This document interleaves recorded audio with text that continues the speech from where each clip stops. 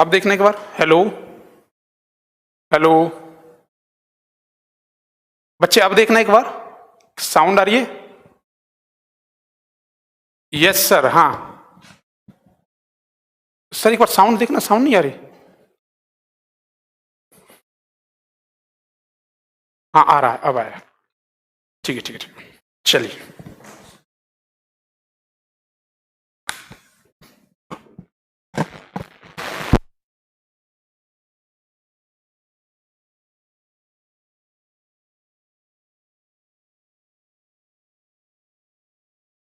एक बार चेक करना, sound clear है? हाँ जी, राम राम जी, बिल्कुल। जय हिंद स्टूडेंट्स। हाँ जी, साउंड आ रही क्लियर? ठीक है बच्चे, चलिए स्टार्ट करते हैं। जी बिल्कुल बच्चे, हमारा टॉपिक चल रहा था ऑप्टिक्स, आपको याद होगी, और उसमें टॉपिक था हमारा रिफ्रैक्शन, और जी जिसे हिंदी में कहते हैं हम अपवर्तन। अपवर्तन, ध्यान देना बच्चे, हमने जो लास्ट क्लास में पढ़ा था। थैंक यू बच्चे। हाँ जी, चलिए। हाँ लव, थैंक यू बच्चे। स्टार्ट करते हैं। देखिए यहाँ ध्यान दीजिए, रिफ्रैक्शन की बात कर रहे थे, तो रिफ्रैक्शन को एक बार स्टार्ट करते हैं, फिर अपना टॉपिक कंटिन्यू करते हैं। देखिए रिफ्रैक्शन में हमने पढ़ा था सर, कोई भी लाइट आती है, एक मीडियम से दूसरे मीडियम में आती है, एक माध्यम से दूसरे माध्यम में आती है, तो उसका पाथ बदल जाता है, रास्ता बदल जाता है। अच्छा बताओ जल्दी जल्दी, अगर वो रेयर से डेंसर में आएगी तो क्या होगा? Towards the normal. और अगर वो डेंसर से सघन माध्यम से विरल माध्यम में जाएगी तो नॉर्मल से अविलंब से दूर हट जाएगी। यही बताया था। ठीक है, बताओ स्नेल्स था, स्नेल्स के कुछ लॉ थे, और मैंने आपको एक बात बताई थी कि, हाँ जी बच्चे, अमित अमित, राम राम जी, बिल्कुल इधर ध्यान देने बच्चे। चलिए स्टार्ट करते हैं। रिफ्रैक्शन में मैंने एक बात बताई थी, अपवर्तन की घटना वहां होती है जहां किसी की पोजीशन बदलती है। पोजीशन, या कहो तो आप कह सकते हो सर स्थिति बदलती है। ठीक है, इसके एग्जाम्पल बताए थे मैंने 5। बताओ 5 एग्जाम्पल कौन से? सबसे पहला ये सर, सिक्के का उभरा हुआ दिखना। आपका जवाब क्या आएगा? सिक्के का उभरा हुआ दिखना। तो जवाब क्या आएगा सर? रिफ्रैक्शन की वजह से, अपवर्तन की वजह से। मैंने कहा टब का जो बॉटम होता है, मतलब जो तल होता है, तल का उभरा हुआ दिखना किसकी वजह से? रिफ्रैक्शन की वजह से, अपवर्तन की वजह से। आपसे कहा पेंसिल का तिरछा दिखना, किसकी वजह से? अपवर्तन की वजह से। क्लियर है? और इसके बाद 2 एग्जाम्पल मैंने आपको ऐसे बताए थे, जिन एग्जाम्पल्स में मैंने 2 एग्जाम्पल मैंने ये कहा था, जो रिफ्रैक्शन नहीं, एटमॉस्फेरिक रिफ्रैक्शन, वायुमंडलीय अपवर्तन का कारण होते हैं। बताओ कौन कौन से? तारों का टिमटिमाना या तारों की स्थिति का बदलना, ऐसे करके बताया था ना। दूसरा क्या था? सनसेट और सनराइज, सूर्य उदय और सूर्य अस्त के दौरान सूर्य का 2 मिनट पहले दिख जाना, उदय होने से 2 मिनट पहले दिख जाना, अस्त होने के 2 मिनट बाद तक दिखना। ये किसकी वजह से था? Atmospheric refraction. ये 5 एग्जाम्पल हैं, और इन 5 एग्जाम्पल से ही मोस्टली क्वेश्चन पूछे जाता। देखना उठा के क्वेश्चंस। क्लियर है? बस मैंने कहा था ऑप्टिक्स का एक बार साथ दीजिए, आपको खुद ही पता लग जाएगा सर 1 यूनिट से हम कितना अच्छा करते हैं। फिर धीरे धीरे आपको ऑटोमेटिक मजा आएगा फिजिक्स के अंदर। एक बात बताता हूं, पूरा सिलेबस कराने के बाद फिर मैं लूंगा रिवीजन अच्छे से। चलिए जी, रिफ्रैक्शन की बात करें, पोजीशन स्थिति बताई। आज इस रिफ्रैक्शन के बारे में थोड़ा सा और पढ़ते हैं। अब देखिए रिफ्रैक्शन की बात करते हैं, टॉपिक चल रहा है जी रिफ्रैक्शन, अपवर्तन। जैसे टॉपिक चेंज होगा मैं ऐसे करके बना दूंगा कि टॉपिक चेंज। इस रिफ्रैक्शन की बात करूं तो बच्चे, रिफ्रैक्शन जब हम पढ़ रहे थे, बताओ इसमें एक साइंटिस्ट थे जिनका नाम था स्नेल्स। ओ जी, अब ये मत कहना सर स्नेल्स को भी हिंदी में लिख दो, ठीक है जी। स्नेल्स, सर थोड़ा धीरे धीरे पढ़ा। बिल्कुल, एक साइंटिस्ट थे जिनका नाम था स्नेल्स। उन स्नेल्स ने 2 लॉ दिए। क्लियर है? बताओ फर्स्ट लॉ क्या था? इंसिडेंट रे, आने वाली रे। इंसिडेंट रे हम बोलेंगे, जैसे रिफ्रैक्शन का फिनोमेना यही तो था कि जी ये नॉर्मल होता है, अविलंब होता है, कोई भी रे आएगी आई से जानी चाहिए थी, लेकिन अगर रेयर से डेंसर, ये विरल माध्यम है और ये कैसा है जी? सघन माध्यम। क्लियर है? ये विरल माध्यम है और ये सघन माध्यम है। और विरल और सघन की बात करूं तो इस कंडीशन में क्या होगा? ये ऐसे ना जाके टुवर्ड्स नॉर्मल, नॉर्मल की ओर थोड़ी झुक जाएगी। क्लियर है? आने वाली रे आपतन कौन? आपतन किरण जो होगी, परावर्तित किरण ना कह के कौन से कहेंगे यहां? अपवर्तन, जो अपवर्तित किरण होगी, और अभिलंब एक ही बिंदु पे होंगे। बताओ सेकंड लॉ क्या था? सेकंड नियम क्या था? सेकंड लॉ कह रहा था, 4 क्वेश्चन नहीं, रिफ्लेक्शन का क्वेश्चन बन गया, चलिए बहुत अच्छी बात है। 2-4 क्वेश्चन रह गए, कोई नहीं, हाँ वो सारे क्वेश्चन मैं क्लियर कर दूंगा, टेंशन मत लेना, क्वेश्चन सारे क्लियर होंगे। चलिए जी बताओ इसमें क्या था? Snell's law, sine i upon में sine r is equal to constant, जिससे कहते हैं जी नियतांक। मैं बच्चे सेकंड लॉ को थोड़ा सा सेपरेट लिखना चाहता हूं अलग से, ठीक है? वीडियो अटक रहा है बच्चे, आपके वहां से नेट में कोई दिक्कत होगी, क्योंकि अब मैं स्नेल्स लॉ को बताने जा रहा हूं। देखिए बताइए जी क्या कहता है स्नेल्स लॉ? कहता है साइन आई अपॉन में sine r is equal to constant, जिसे कहते हैं नियतांक, ऐसा जिसकी वैल्यू फिक्स होती है। मुझे एक बात बताओ जी, इसी को हम म्यू बोलते थे कि नहीं बोलते थे? बोलते थे ना म्यू, कि बच्चे म्यू भी कह सकते हैं और म्यू ना कह के जी इसे हम एन भी कह सकते हैं, एन से भी रिप्रेजेंट करते हैं। क्लियर है? तो sine i upon sine r is equal to constant, जिसे हिंदी में नियतांक कहते हैं, और म्यू और एन, इसे ही हम बोलते हैं बच्चे refractive index, refractive index, refractive index. Clear है? बात समझ आई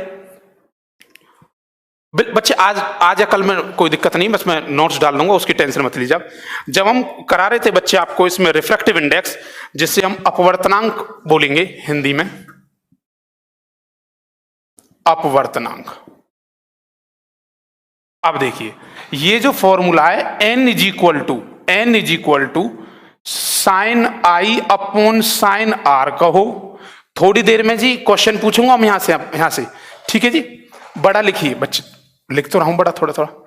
और देखिए इसका एक और फॉर्मूला होता है रिफ्रैक्टिव इंडेक्स का ही, एक फॉर्मूला तो ये है, ये बन गया। अच्छा n कहो या म्यू कहो, बात एक ही है, ठीक है? उसके बाद देखो बच्चे, सेकंड में इसका फॉर्मूला बनता है n is equal to c upon v. अब ये c क्या है और v क्या है? c जो होता है जी, ये होता है वेलोसिटी ऑफ लाइट,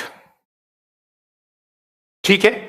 ये है वेलोसिटी ऑफ लाइट। ये क्या है सर जी? ये भी वेलोसिटी ऑफ लाइट है। ये किस में है? मीडियम में। मीडियम का मतलब है किसी भी माध्यम में। माध्यम का मतलब है बच्चे ये कांच में चलेगी, पानी में चलेगी, किसी में भी चल सकती है, लेकिन ये किस में चलती है? सिर्फ निर्वात। बात कर रहे लाइट की। बताओ इसकी वैल्यू कितनी होती है? बचपन में पढ़ा था आपने, 3 × 10⁸ मीटर पर सेकेंड। हिंदी में बोलेंगे 3 लाख किलोमीटर एक सेकंड में। जब सन से जब लाइट आती है ना, पृथ्वी पर आती है, सन और अर्थ के बीच में 15,000 करोड़ किलोमीटर जब डिस्टेंस कवर करती है वो, तो यहां तक 3 लाख किलोमीटर एक सेकंड में, इस रफ्तार से चलती है, एक सेकंड में 3 लाख किलोमीटर। और यहां तक पहुंचने में उसे लगभग 8.5 मिनट लगते हैं। एक्चुअल में तो जी 8 मिनट 22 सेकंड लगते हैं। कहीं कहीं ऑप्शन में 8 मिनट 19 सेकंड भी होता है, तो क्लिक कर देना वहां। तो यहां तक ये होता है सी और वी में। पूरी फिजिक्स में याद रख लेना, जब भी कभी पूरी फिजिक्स में मैं सी से रिप्रेजेंट कर दूं तो सी का मतलब, और बोल रहा हूं उसे वेलोसिटी, तो वो वेलोसिटी किसी ऑब्जेक्ट की नहीं होगी, किसी भी वस्तु की नहीं होगी। वो वेलोसिटी किसकी होगी? लाइट की होगी, प्रकाश की होगी, जो कितनी होगी? 3 × 10⁸ मीटर पर सेकेंड होगी। क्लियर है? उसके बाद देखो यहां बात करते हैं सी की। इसके बारे में जो सी जो बता रहा हूं ना मैं, कांस्टेंट सी की वैल्यू जो है 3 × 10⁸ मीटर पर सेकेंड, इसके बारे में जो बताने वाले साइंटिस्ट थे उनका नाम था रोमर। क्या नाम था जी? रोमर नाम के साइंटिस्ट ने बताई थी ये बात कि कांस्टेंट जो है सी की वैल्यू इतनी होती है। ठीक है, कोई दिक्कत तो नहीं। रोमर ने बताया, तभी आइंस्टाइन साहब ने। अच्छा, आपको पता है कितनी डायमेंशन होती हैं? देखो, एक होता है, ध्यान देना थोड़ी सी अलग एडिशनल बात, एक होता है एक्स एक्सिस, एक होता है वाई एक्सिस और एक होता है बच्चे जेड एक्सिस। क्लियर है? X axis, y axis, z axis, कोई दिक्कत तो नहीं किसी बच्चे को? ठीक है। इसके बाद इसे बोलते हैं जी हम 3D। क्या बोलते हैं? 3D। ठीक है, 3D बोलते हैं। इसके बाद इसे 3 क्वाड्रेंट भी बोलते हैं, एक्स वाई जेड। पता है एक और होता है 4th क्वाड्रेंट। वो 4th क्वाड्रेंट जो है वो है टाइम। टाइम एक्सिस को, समय को 4th क्वाड्रेंट बोला गया है, टाइम एक्सिस बोलते हैं इसे। क्लियर है? तो टाइम को भी 4th क्वाड्रेंट कहा जाता है। आइंस्टाइन साहब ने एक बात कही थी, अच्छा पता है, एक होता है टाइम मशीन। टाइम मशीन, आज साइंस के दौर में हर चीज पॉसिबल है, एवरीथिंग इज पॉसिबल। क्या जो चीज पहले कभी काल्पनिक हुआ करती थी ना, आज वो हकीकत है। किसी ने नहीं सोचा था कि एक मेटलिक ऐसा विमान होगा कि जो 300-400 लोगों को लेके ऊपर उड़ जाएगा, इतने हजारों टन वजन को लेके उड़ जाएगा। आज है। तो कोई भी चीज जो पहले काल्पनिक थी, आज वो हकीकत है। मैं आपको बता देता हूं, फिजिक्स के होने के नाते मेरा फर्ज भी आपसे बनता है कि कुछ साइंस और टेक्नोलॉजी की बातें बताई जाए। पता है एक टेक्नोलॉजी होती है, गूगल सब बच्चा जानता है करना, एक टेक्नोलॉजी होती है टीईडी टेक्नोलॉजी। इस टीईडी टेक्नोलॉजी के अकॉर्डिंग पता है क्या है? अभी करके मत देखना इसे सर्च, पहले सुनना। टीईडी टेक्नोलॉजी क्या होता है? इसमें फोन की जरूरत नहीं है। ऐसे कैलकुलेशन ऐसे फोन हाथ पे रखिए और करिए, मोबाइल रफ कर दीजिए, कैंसिल। कॉल कर दी, सिंपल एक माइक्रोचिप माइक्रो प्रोसेसर लगा हुआ, उससे होता है। फोटो खींच रहे हो कहीं, तो फोटो खींचने के लिए क्या करना है? कैमरा रखना, ऐसे करना, फोटो खींच जाएगा। ये टेक्नोलॉजी है। कोई भी आप कहीं जा रहे हो, A4 साइज सीट जो होती है ना, उसका पेपर ले जाना, उससे क्लिप कनेक्ट करो, टीवी की तरह, रिमोट की तरह। आपके पास अगर कोई कार्ड है, उस कार्ड को हाथ में लेने से पता लग जाएगा कि बैलेंस कितना है इसमें, या इसकी अगर फ्लाइट की टिकट है तो वो कितनी डिले है। क्लियर है? हाँ जी। तो ये सब चीज टेक्नोलॉजी की वजह से डेवलप कर रही है। तो उन्होंने कहा था टाइम मशीन जो होती है ना, समय की जो मशीन कहें, कि इंसान अपने अतीत में चला गया या इंसान भविष्य में जा सकता है। ये टाइम मशीन का कॉन्सेप्ट पता है क्या है? ये अगर घड़ी है, ये क्लॉक है, अगर इस घड़ी की सुई, एक बार देखना, ये बच्चे बोल रहे हैं कि ब्लर हो रहा है, ऐसा कुछ है क्या? बच्चे क्लियर नहीं आ रहा? वो आपके नेटवर्क में कुछ दिक्कत होगी। ठीक है जी। जैसे देखो, ये घड़ी की निडल है, अगर ये घड़ी की निडल ऐसे चले, जैसे जिस हिसाब से चलती है, अगर ये चलते चलते चलते चलते चलते इतनी स्पीड हो जाए ना कि ये सी के बराबर हो जाए, 3 लाख किलोमीटर प्रति सेकंड की रफ्तार से चलने लगे, तो हम अपने पास्ट में जा सकते हैं। ये है टाइम मशीन का कॉन्सेप्ट। क्लियर है? मतलब उसकी वेलोसिटी जो होनी चाहिए वो सी के बराबर हो। तो ये था। बताइए सी के बारे में किसने बताया? साइंटिस्ट का नाम क्या था? रोमर था। अच्छा, तो N is equal to sine i upon sine r कहो, या N is equal to c upon we कहो। सी क्या है? वेग। किसके अंदर? निर्वात के अंदर। किसका? प्रकाश का। V क्या है? वेलोसिटी। वेलोसिटी किसके अंदर? मीडियम के अंदर। मीडियम क्या क्या है? मीडियम आपका पानी, हवा, दूध, ग्लिसरीन, एल्कोहल, किसी के भी अंदर हो सकती है, कांच के अंदर। अच्छा, एक और फॉर्मूला होता है इसका, N is equal to real depth upon apparent. Real को क्या बोलते हैं जी हम? वास्तविक। वास्तविक गहराई, ये दिखाई दे जाएगा इधर, वास्तविक गहराई बटे आभासी। क्लियर है? Real depth upon apparent depth. ठीक है जी। हाँ जी। हाँ, बच्चा एक बोल रहा है कि टाइम मशीन एक मूवी भी है। अगर कभी भी टाइम मशीन किसी मूवी को आप देखोगे, कोई इंसान पास्ट में जाता है, फ्यूचर में जाता है, तो कभी गहराई से देखना, जब वो जाता है ना उसके अंदर, तो उसकी निडल जो होती है वो बहुत रफ्तार से घुमाता है। उसकी वजह ये होती है क्योंकि सी की रफ्तार से, जो बनाना शायद इम्पॉसिबल तो नहीं कह सकते, लेकिन है। ठीक है जी। चलिए, बात समझ आई? N is equal to real depth upon apparent depth. अच्छा, कभी भी यहां से न्यूमेरिकल आता, अब बताओ N के कितने फॉर्मूले बने? N is equal to sine i upon sine r कहो, या फिर C अपॉन V कहो, या फिर real depth upon apparent depth कहो। ये डेप्थ की बात कर रहे हैं बच्चे, यहां गहराई। या फिर इसे बोलते हैं बच्चे सेकंड मीडियम बटे फर्स्ट मीडियम माध्यम से दूसरा माध्यम बटे प्रथम, जिसमें फर्स्ट माध्यम की बात कर रहा फर्स्ट मीडियम। ये पूरे कंप्लीट फॉर्मूले हैं एन के, और याद रखना यहीं से न्यूमेरिकल आता है। अभी थोड़ी देर में कुछ पूछने वाला हूं मैं आपसे, देखते हैं कितने बच्चे इसका सही जवाब देंगे। बात समझ आई? ठीक है जी, कोई दिक्कत तो नहीं किसी बच्चे को? हाँ जी दीपक, हाँ जी बच्चे इधर ध्यान दीजिए। लखन, क्या पूछना चाह रहे हो बच्चे? आप क्या पूछना चाह रहे हो? पास्ट में जाना पॉसिबल है?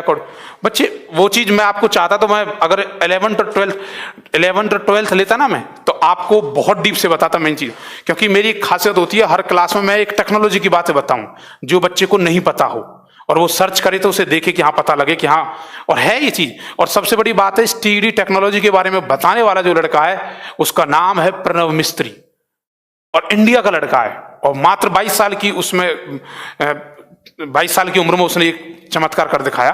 बहुत सारी कंपनियों ने, उसने देखना उस वीडियो में आपको दिखाएंगे, बहुत सारी कंपनियों ने उसे ऑफर दिया कि आप आइए जुड़िए, लेकिन उसने किसी के साथ जुड़ा नहीं। वो क्लियर है? और ये टेक्नोलॉजी कुछ दिन में देखना इंडिया में बाद में आती है, तो वो सिर्फ माइक्रो प्रोसेसर है, उसी की वजह से हेल्प से कर देता है। क्लियर है?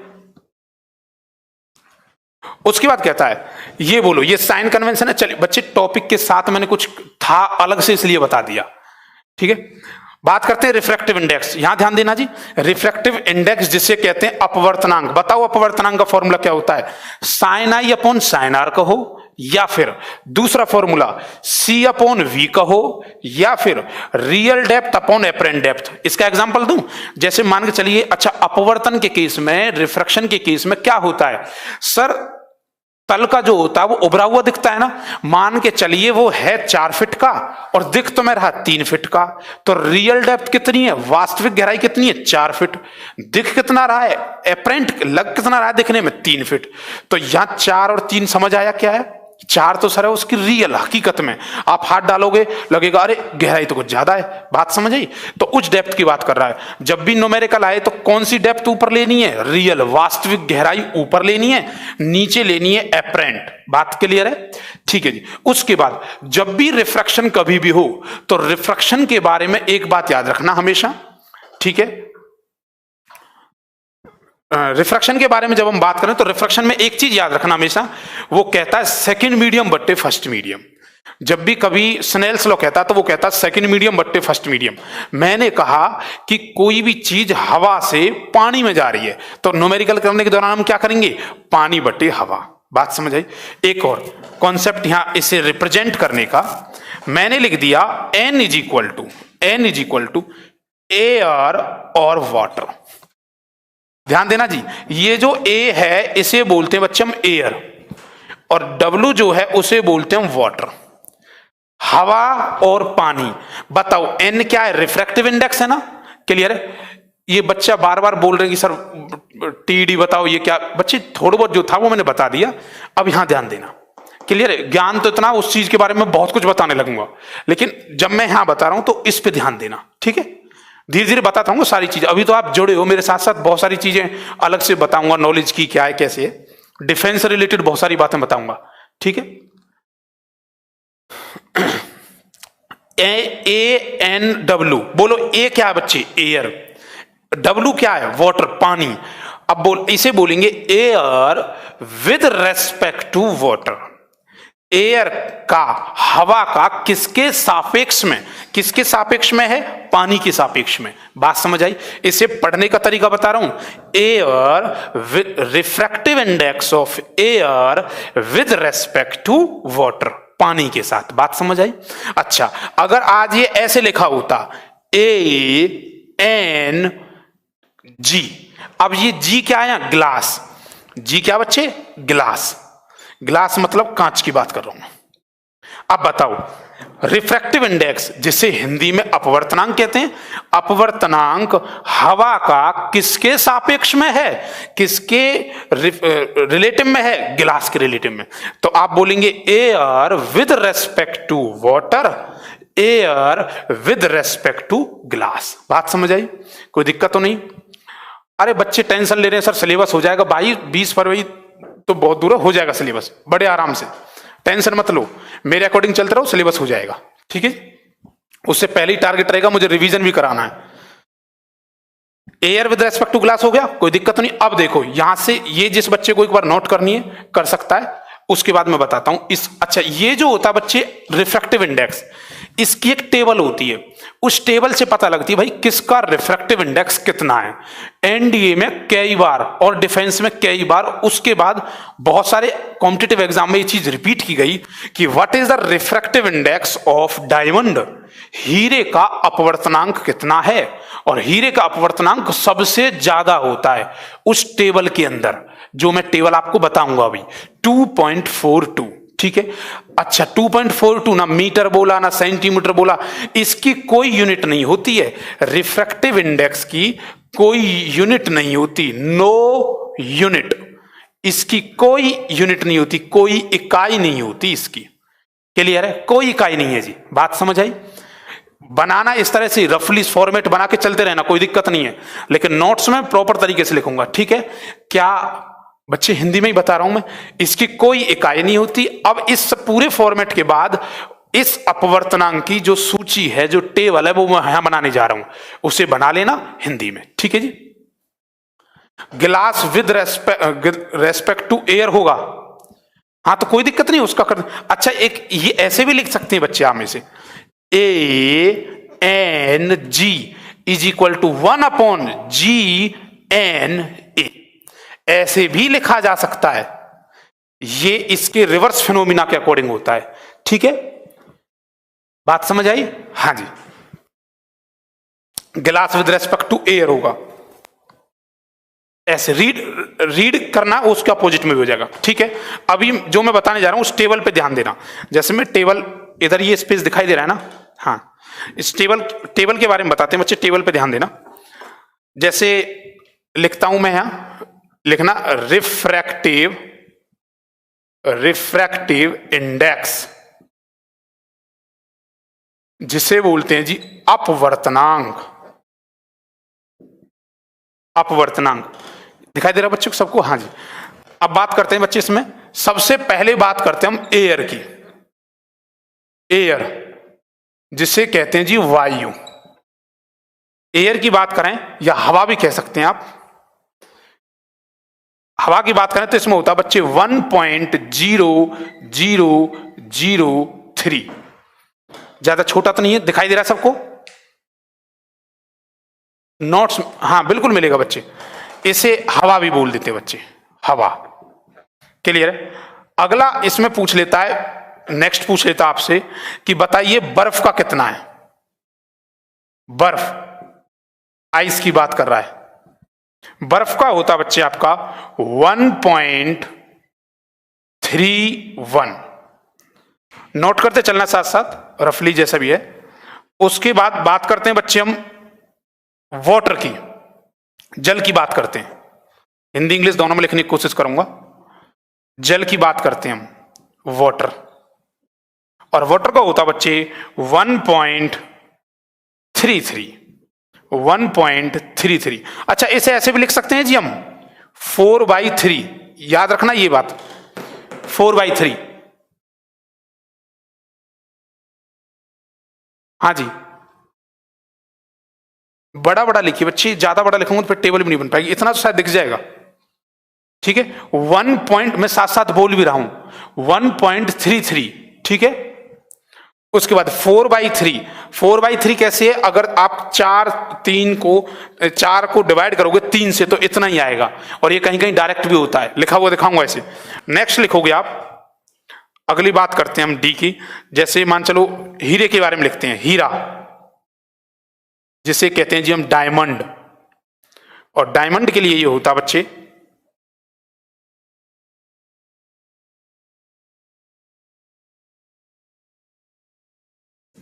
ये लिखना और 4/3, और हीरे के लिए 2.42, 2.42 कई बार पूछ रखा है जी, 2.42। सर C/V में C क्या है भाई, बताया तो है, वेलोसिटी ऑफ लाइट, प्रकाश की चाल कितनी होती है, 3 लाख किलोमीटर। ये मीटर पर सेकंड में है ना, किलोमीटर में कन्वर्ट करोगे तो 3 लाख किलोमीटर 1 सेकंड में। पूरी फिजिक्स में, पूरी भौतिकी में कहीं भी C आ जाए तो वो प्रकाश की चाल की बात कर रहा हूं। रविंद्र समझ आया बच्चे? ठीक है। उसके बाद हीरा के बाद आप लिखोगे, नेक्स्ट लिखोगे क्राउन ग्लास होता है बच्चे का, crown glass, crown glass.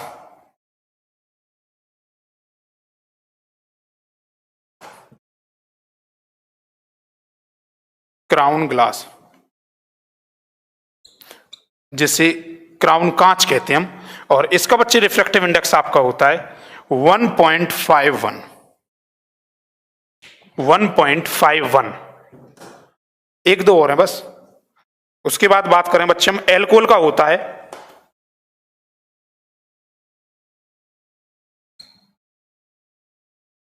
Alcohol की बात करें तो एल्कोहल का बच्चा आपका बनता है 1.36। एक और लिखेंगे लास्ट में। बात करते हैं हम एल्कोहल, पहले यहां तक नोट करिए बच्चे। केरोसिन ऑयल की बात करते हैं, केरोसिन या तारपीन के तेल, तारपीन का तेल, इसका होता बच्चे 1.47, 1.47। सर वो किसी का भी पूछ सकता, बिल्कुल पूछ सकता है सर, हाँ जी, ये पूछे हुए ही बच्चे, किसी का भी पूछ सकता है। क्राउन ग्लास क्या है, एक और होता है फ्लिंट ग्लास, वो मैं टेबल में बना दूंगा, ज्यादा नहीं बनाऊंगा यहाँ पे। क्राउन ग्लास क्या है सर? क्राउन ग्लास कांच की एक वैरायटी है। एक और होता है flint glass, symbol of refractive index N बोल दो या फिर उसे म्यू कह दो। बताइए, ये हो गया।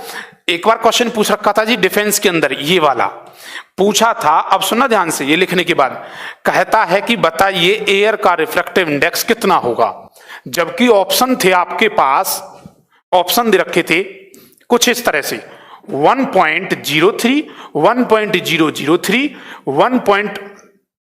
ऊपर नहीं दिख रहा, हाँ, 1.303 या 1.0003, 4 ऑप्शन थे। क्लियर है? तो करेक्ट आंसर आपका क्या होगा ये? ठीक है, बात समझ आई? हाँ जी। अब बच्चा एक पूछा सर लेंस का किस तरह का ग्लास यूज किया जाता है, भाई वो लेंस में बताऊंगा। हाँ जी, बिल्कुल याद रखना बच्चे। बर्फ का देखो, मैं अभी, अच्छा याद रखना, किसी बच्चे को दिक्कत हो रही है, लकी कह रहा कि सर याद रखने में दिक्कत होगी, मैं सुनो ध्यान से, बताओ मेरे साथ बोलो। हवा का कितना होता है? 1.0003, ठीक है। बर्फ का कितना है? 1.3031, 1.31, ठीक है। जबकि पानी का कितना है, जल का कितना है? 1.33। अच्छा, 1.33 की बात करें तो बच्चे इस केस में 1.33 की बात करें तो 4/3 भी होता है ना। अच्छा, अगर मुझे एक बात बताओ, दोबारा मैं पूछूं, बताइए हवा का कितना होता है? आप बोलोगे सर 1.0003, 3 बार 0 जब 3। बताइए बर्फ का कितना है? 1.31। मैंने कहा वाटर का कितना है? तो 1.33। मुझे एक बात बताओ, इसका ज्यादा है या इसका ज्यादा है? बर्फ का ज्यादा है या जल का ज्यादा है? किसका? वाटर का या आइस का? आप कहोगे सर वाटर का रिफ्रैक्टिव इंडेक्स ज्यादा है। किसके कंपैरिजन? बर्फ के कंपैरिजन। अरे यही तो वजह होती है कि पानी के ऊपर बर्फ तैर जाती है, क्योंकि बर्फ का रिफ्रैक्टिव इंडेक्स पानी के रिफ्रैक्टिव इंडेक्स के कंपैरिजन कम होता है। बात समझ आई? बताओ हीरे का, हीरे का तो आपको पता है कितना होता है? 2.42। ये युग बार बार पूछ रहा है डेफिनेशन ऑफ टाइम। भाई साहब अगर टाइम की डेफिनेशन बताने लगा तो यहां पर ग्रंथ चल जाएगा। मैं वैसे भी पंडित्य हूं तो उससे मत पूछो, मैं समय का पूरा वर्णन देने लगूंगा, उसका कोई यहां ताल्लुकात नहीं बनता। यहां ध्यान देना बच्चे। डायमंड की बात करें तो कितना है? 2.42। अच्छा, क्राउन ग्लास कांच होता है, उस कांच का कितना, क्राउन ग्लास एक कांच का टाइप होता है, ठीक है, वो कितना हो जाएगा 1.51। अच्छा, दारू के साथ, एल्कोहल के साथ अपना कैसा आंकड़ा है जी, 36 का आंकड़ा है, 1.31। एल्कोहल के साथ अपना 36 का आंकड़ा है। बताओ AK-47 1.47, AK-47 में तारपीन का तेल डाला जाता है, याद रख लो बस, अपने अपने छोटे मोटे जैसे ट्रिक बनती हैं। तारपीन का तेल किस में डाला जाता है, AK-47 में। चलो मैं पूछता हूं, बताओ, मैं बात करता हूं तारपीन का तेल का कितना है, 1.47। मैंने कहा एल्कोहल का कितना है, 1.36। 36 कर लोगे ना, कर लेंगे, इजी। अच्छा, अब एक क्वेश्चन देता हूं, यहां ध्यान देना बच्चे, हवा का, पानी का। अब ये मैं इसलिए, कुछ बच्चों को था कि सर हो जाएगा, क्यों बार बार बुलवा रहे हो, उसकी वजह ये थी कि अभी थोड़ी देर में एक न्यूमेरिकल दूंगा यहाँ पे छोटा सा, ज्यादा अच्छे न्यूमेरिकल कराऊंगा बच्चे, मैं न्यूमेरिकल की क्लास लूंगा, एक स्पेसिफिक क्लास, बिल्कुल सेपरेट, ठीक है। अच्छा, मुझे कुछ करके दिखाओ, मैं आपसे क्वेश्चन पूछता हूं, देखते कितने बच्चे उस क्वेश्चन को करते हैं, ठीक है जी। एक क्वेश्चन लिखना बच्चे सब के सब। यदि किसी तालाब में एक मछली की आभासी गहराई, यदि किसी एक तालाब में मछली की आभासी गहराई, if the apparent depth of fish is 6 metre in a pond, किसी भी तालाब में एक मछली की आभास हो रहा है कि उसकी जो गहराई है वो 6 मीटर है, 6 मीटर हो, तो उसकी वास्तविक गहराई क्या होगी, तो उसकी वास्तविक गहराई क्या होगी, what will be the real depth, what will be the real depth. एक छोटा सा पॉइंट बना के मैंने बोला था कि देखते हैं इन पे बेस्ड थोड़ा थोड़ा क्वेश्चन कैसे आता है। ओ जी बताओ, पहले तो ये बताओ फॉर्मूला कौन सा पूछा है, सर ये वाला पूछा है, ये वाला, real depth upon apparent depth. बात समझ आई, हाँ। देखते हैं कितने बच्चे बताते हैं, 8 मीटर, बहुत अच्छे, बिल्कुल सही जवाब। मुझे एक बात बताओ जी, एपरेंट कितनी थी, एपरेंट की बात करूं जिसे मैं कहता हूं आभासी, बच्चे बोलना आभासी कितनी थी, 6 मीटर। ओ जी तुमसे रियल पूछ रहा है ना, वो कितनी है, जिसे हम हिंदी में कहते हैं जी वास्तविक, वास्तविक रियल पूछ रहा तुमसे। बताओ फॉर्मूला क्या था, N = रियल अपॉन एपरेंट। और हिंदी इंग्लिश मीडियम वाले बच्चे अपने आप को थोड़ा सा कोऑपरेट किया करो, बिल्कुल सही जवाब है सबका, 8 आंसर आ रहा है, क्लियर है, कोऑपरेट किया करो, रियल हिंदी में बोलता सब हूं। अच्छा, पूछा क्या तुमसे, रियल, एपरेंट को ले जाओ उधर, बोलो रियल = वास्तविक क्या बन जाएगा, N × एपरेंट। ओहो, बचपन में पढ़ा था तुमने, बताओ N, भाई तालाब के अंदर पानी होता है, पानी कितना होता है, बोलो पानी का क्या था, 4/3 था कि नहीं था। अच्छा, ये कितना है एपरेंट, 6, काट दो, 2 टाइम्स कितना आ गया, 8 मीटर आ गया। बात समझ आई, ये क्वेश्चन है पूछा हुआ इसलिए मैंने पूछ लिया, 8.08 ये नहीं बच्चे, ठीक है, इतना नहीं, 4/3 लगा देना डायरेक्ट, इसीलिए बताया था मैंने। हाँ जी, मछली पानी में रहती है, बहुत अच्छा, ठीक है। अच्छा, एक और पूछूं आपसे इसी पे बेस्ड, चलो, ये तो वो है बिल्कुल सिंपल जर्नल जो ऑब्जेक्टिव में पूछे जाते हैं, क्लिक करने होते हैं, ऐसे ऐसे पूछूंगा खतरनाक कि कौन सी मछली कहां, पोजीशन कहां, एंगल बनाओ, ये बताओ, सब टाइम से पूछूंगा। हाँ जी, क्वेश्चन बोर्ड पे लिख दिया करो भाई, मैं लिखने को लिख दूंगा पर उसका कोई मतलब नहीं बनता, क्योंकि मैं पूरा हिंदी में भी लिखूंगा, इंग्लिश में, मैंने कहा ना नोट्स में सब होगा। आप इतना तो कर सकते हो, जब लाइव हो साथ साथ लिख लो, मैं बोल भी रहा हूं कि सर क्या क्या लिख रहा हूं। चलो एक और बोलता हूं, बताइए, मैंने आपसे कहा प्रकाश का आपतन कोण, प्रकाश का आपतन कोण 90 डिग्री है, 90 डिग्री है। द इंसिडेंट कोण, incident angle of light is 90 degree, incident angle of light is 90 degree. प्रकाश का आपतन कोण 90 डिग्री है और अपवर्तन कोण 45 डिग्री है, और अपवर्तन कोण 45 डिग्री है। And the refractive angle is 45 degree, 45 degree. Then find then find the refractive index of medium, then find the refractive index of medium. तो उस माध्यम का अपवर्तनांक क्या होगा, उस माध्यम का अपवर्तनांक क्या होगा। शाबाश, वेरी गुड हर्ष, सत्यम, बिल्कुल ठीक है, बहुत बढ़िया। शिवा, बच्चे नहीं, गलत है। हाँ जी, √2 बिल्कुल सही जवाब, बहुत अच्छे। मुझे पता है यहाँ बहुत सारे ऐसे भी स्टूडेंट होते हैं मेरे जो करेंगे, चुटकियों में क्वेश्चन कर देंगे, लेकिन सबको अपने अपने तरीके से पता होना चाहिए, ठीक है। और तुम्हें ये भी समझना चाहिए टीचर हर किसी को लेके चलेगा एक साथ। एक टाइम ऐसा आएगा कि तुम अपने अंदर परफेक्शन बनने लगेगा, ठीक है। कभी अपने आप पे यही मत करना बच्चे कि मैं अपने आप में अहम नहीं आना चाहिए, बस याद रखना। मैंने अभी जो देखे लास्ट टाइम जो बच्चे सिलेक्ट हुए हैं वो छुपा रुस्तम हुए, जो कभी बोलते नहीं थे, सब कुछ पता होता था, फिर भी अपना जवाब देते चलना। अच्छा हाँ, ये नहीं कि सर स्लो चल रहे हैं, हर तरह से होता बच्चे, ठीक है। चलिए जी, पहले एक बार मुझे क्वेश्चन बताओ क्या था, क्योंकि बहुत सारे ऐसे बच्चे होते हैं जिन्हें नहीं पता होता। मुझे बताइए क्या था। कहता इंसिडेंट एंगल, ओ जी एंगल आई कितना है जी, 90 डिग्री। कोई दिक्कत तो नहीं किसी को, ठीक है जी। जबकि उसने रिफ्रैक्शन एंगल कितना बताया, बोलो 45 डिग्री। ओहो, अब बताओ फॉर्मूला कौन सा लगेगा, फॉर्मूला वो वाला लगेगा जो मिट गया यहां से। बात समझ आई, बोलो n = sin I upon sin R। बोलो साइन कितना है, 90 डिग्री। बोलो साइन R कितना बच्चे, 45 डिग्री। अब इतनी वैल्यू तो आपको पता होगी ना, तो साइन कोई भी वैल्यू है इसमें वैल्यू रख दो। 45 डिग्री कितना बन जाएगा बच्चे, 1/1/√2, 1/1/√2। ओ जी ऊपर नीचे का ऊपर जाएगा, बोलो क्या बन जाएगा, √2। √2 करेक्ट आंसर होगा आपका। रिफ्रैक्टिव इंडेक्स क्या होगा बच्चे, √2। ओ सत्यम कहता है कि सॉरी सर आप गुस्सा हो गए। अरे नहीं, कैसी बात कर दी हो, गुस्सा नहीं, नहीं बेटे, गुस्सा होता हूं तो फौजी मार लगाता हूं। हाँ जी, डार्क हॉर्स, वेरी गुड, छुपा रुस्तम, हाँ जी। चलिए, नहीं कुछ बच्चों के अभी राज खोल के आ रहे हैं, सर मैं भी सिलेक्ट हो गया, मैं भी सिलेक्ट हो गया, फेज 2 क्लियर, ये वो, तो अच्छा लगता है। तुम सब के सब, मुझे बस एक ही चीज याद रखना, मैं नहीं जानता आपकी शकल सूरत कैसे, फेस वैल्यू नहीं जानता, नाम से और वैसे जानता हूं। बस मुझे बच्चे एक तब खुशी होगी जब तुम्हारे यहाँ वर्दी होगी, तो अच्छा लगता है। बस वर्दी लानी है हर हाल में।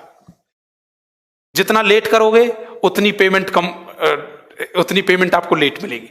जल्दी सोचो, घर वालों को कमाई दो अपनी लाके। चलिए बच्चे, ठीक है जी, यहां तक हो गया। बताइए, रिफ्रैक्टिव इंडेक्स कर लेंगे। अच्छा, एक और अगर पूछना चाहूं तो छोटा सा क्वेश्चन पूछूंगा, लिखो, छोटा सा क्वेश्चन इसी में लिखिए। हाँ जी, लिखिए बच्चे, छोटा सा क्वेश्चन लिखिए। निर्वात के सापेक्ष जल का अपवर्तनांक, निर्वात के सापेक्ष जल का अपवर्तनांक 4/3, इंग्लिश में बोलता हूं, इंग्लिश में लिखना, air, the refractive index of air, the refractive index of air with respect to water is 4/3। Air का, ओ जी एन, एयर का गिलास के, सॉरी वाटर के साथ, पानी के साथ बोला है ना, ओ जी एयर का पानी के साथ कितना है, 4/3। ये भाषा बोली है मैंने हिंदी और इंग्लिश में। उसके बाद कहता है, नेक्स्ट में कहेगा, कहता है वह कांच का 3/2, वह कांच का 3/2 and with respect to glass, air के साथ ही बोल रहा है, हवा के साथ, एयर का गिलास के साथ। बात पची कि नहीं पची, यहां तक पच गई ना। एयर का पानी के साथ, एयर का कांच के साथ, हवा का ही दे रखा है दोनों के साथ, कांच के साथ दे रखा उसने। कहता 3/2, 3/2। उसके बाद अब पूछेगा बच्चे आपसे, then find the refractive index of glass with respect to water, with respect to water. तो बताइए कांच के सापेक्ष में जल का अपवर्तनांक क्या होगा, कांच के सापेक्ष में जल का अपवर्तनांक क्या होगा। पूछा क्या है तुमसे, बहुत अच्छे बच्चे, सही जवाब लेके आ रहे हो आप, वेरी गुड। सत्यम, शाबाश। हाँ जी बिल्कुल बिल्कुल, अरे एक बार ही लिख दिया बहुत। हाँ जी, पूछा क्या था कि कहता है what is the refractive index, calculate करो रहा तुमसे कि गिलास का पानी के रेस्पेक्ट में क्या होगा, गिलास विद रेस्पेक्ट टू वाटर क्या होगा। यहां तक बात समझ आई नहीं आई बच्चे? ठीक है। अब कुछ बच्चे जो बोल रहे थे सर फास्ट चल रहे हैं, ऐसा तो नहीं ना, फास्ट बहुत स्लो स्लो बता रहा हूं बच्चे में। ठीक है, तो कह रहा है कांच के सापेक्ष में जल का अपवर्तनांक क्या होगा। ध्यान देना जी, इधर ध्यान देना। किसी का आया 2/8/9, ठीक है 8/9, ठीक है। चलो बच्चे कोई नहीं, इधर ध्यान दीजिए। और जी एक बात बताओ, पूछा क्या है तुमसे, सर जी गिलास का पानी के साथ, कांच का पानी के साथ, वाटर के साथ।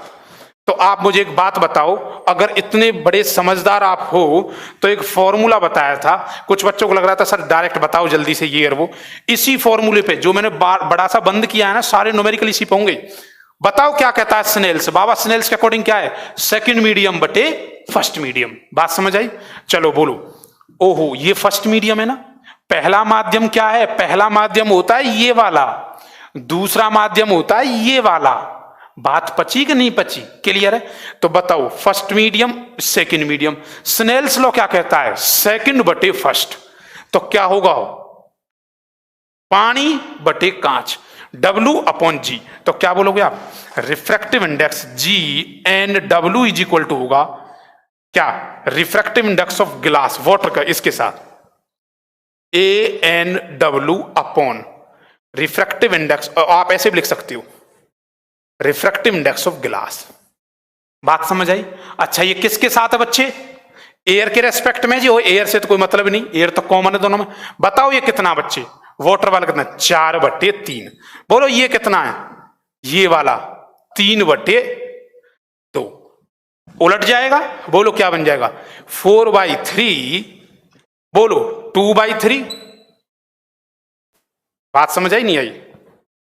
2 पर पहुंच गया, कितना बन गया, अरे यार ये तो सिंपल सी बात है, 8/6। हाँ जी 8/6। बच्चा एक बार बार लिखता जा रहा है 8/6 8/9, बिल्कुल ठीक, सही जवाब। क्लियर है? अच्छा इसकी कोई यूनिट होगी, इकाई होगी? बिल्कुल नहीं होगी सर, इसकी रिफ्रैक्टिव इंडेक्स कोई इकाई नहीं होती। अच्छा मैंने एक बात सुनो, मैं जो बताना चाह रहा था, मैंने 3 तरह क्वेश्चन बताए, क्या कभी भी एपरेंट और रियल पे क्वेश्चन आएगा, कर लोगे? Yes sir. कभी सेकंड मीडियम फर्स्ट मीडियम आएगा, कर लोगे? Yes sir.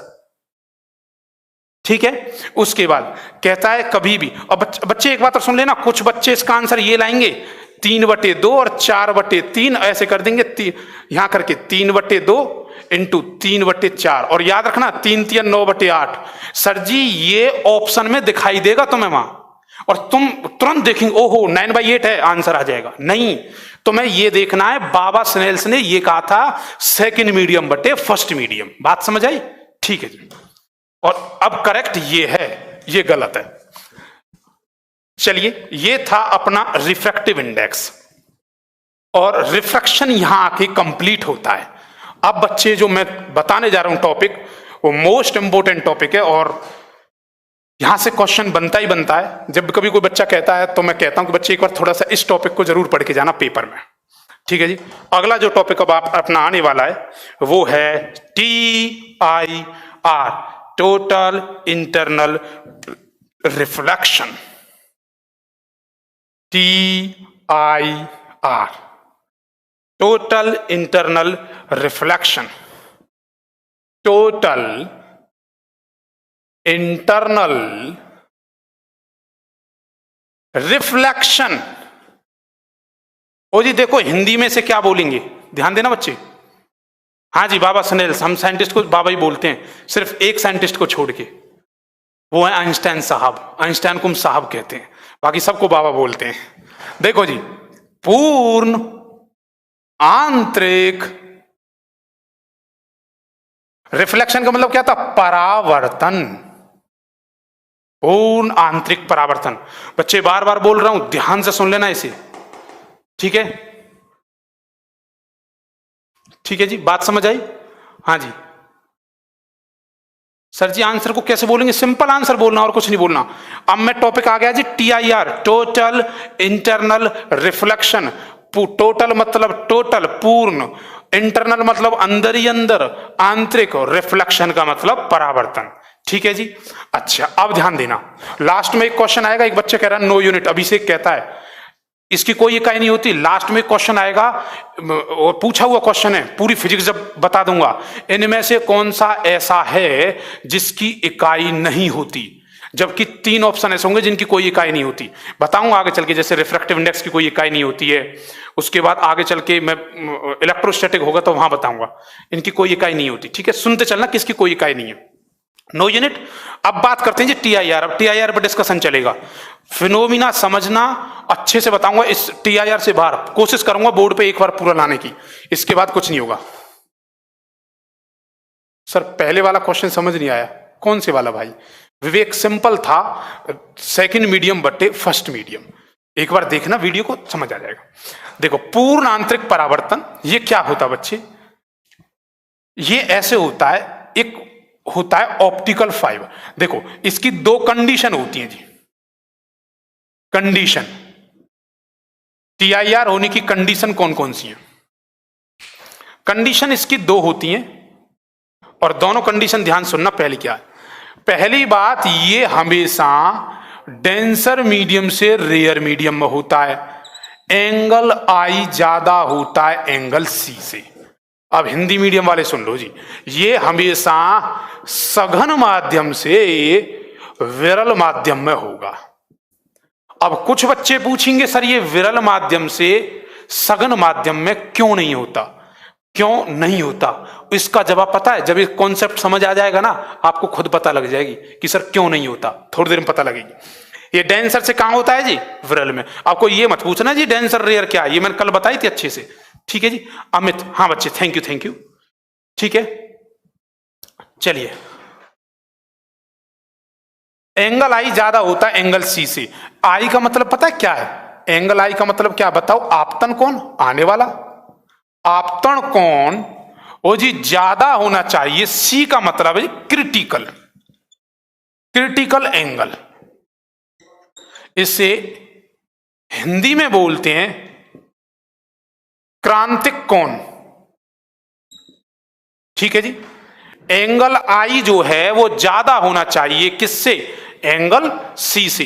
एंगल C का मतलब है यहां बच्चे क्रिटिकल एंगल, क्रिटिकल एंगल से ज्यादा होना चाहिए, जिसे हम कहते हैं क्रांतिक कोण। ठीक है बच्चे, बहुत जल्दी नोट्स कराऊंगा मैं। हाँ ये बात समझ आ गई? अच्छा अब ये सुनो, ये कुछ बच्चे इनका कारण बता रहे हैं, स्पीड इंक्रीज करो। ठीक है जी, ठीक है चलिए इधर ध्यान देना। ये हो गया, 2 कंडीशन है, दोनों कंडीशन पूछेगा आपसे। अब देखो डेंस ये होता कैसे है, ऐसे करो जी, ये है पानी, ध्यान देना, ये कंडीशन थी। अब फिनोमिना बता रहा हूं, और फिर यहां बताऊंगा इसके एग्जाम्पल, इसके एग्जाम्पल्स यहां बताऊंगा जो पूछे जाते हैं हमेशा क्वेश्चंस की फॉर्म में। देखो बच्चे, ये है पानी, और ये एयर, हवा, और ये क्या है जी? वाटर। ध्यान से सुनना, एक बात बताओ, ये ऐसे से ऐसे होगा या ऐसे से ऐसे होगा? सर ये हवा से पानी में ना होके पानी से हवा में होगा। बात समझ आई? क्योंकि ये डेंसर है और ये रेयर है, ये विरल है, ये सघन है, सघन से विरल में होता है।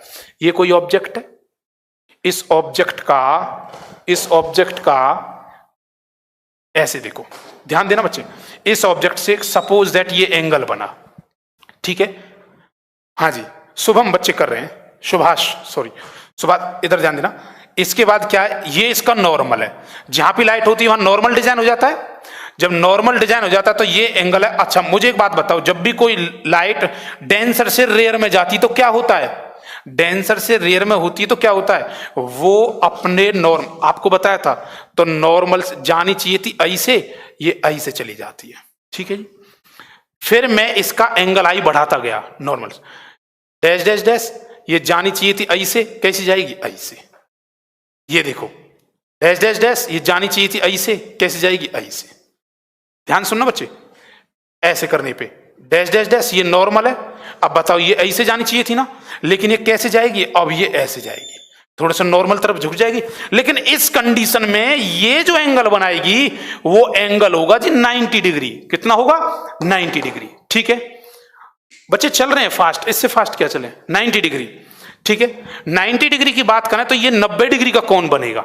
ठीक है, और जब ये कोण 90 डिग्री का बनेगा इसे ही कहते हैं हम एंगल सी, जिसे कहते हैं जी क्रांतिक कोण, क्रिटिकल एंगल। बात समझ आई?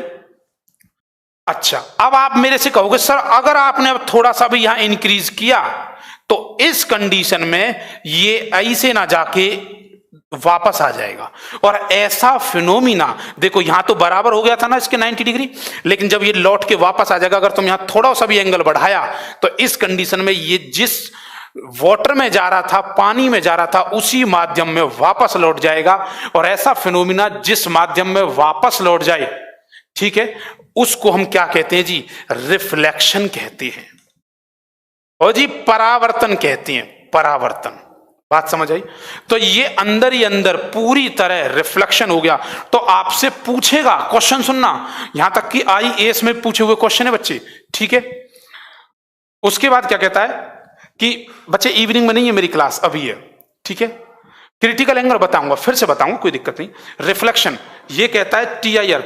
क्या टीआईआर कब बना? पहले एक बात बताओ, क्रिटिकल एंगल क्या है? क्रिटिकल एंगल एक वो एंगल है, जिंदगी में एक बात याद रखना, कभी भी क्रिटिकल वर्ड आ जाए तो क्रिटिकल का मतलब होता बहुत बड़ी सिचुएशन का बदलना। ठीक है, पूरी फिजिक्स में 11 12 पूरी फिजिक्स में 3 बार क्रिटिकल यूज किया है।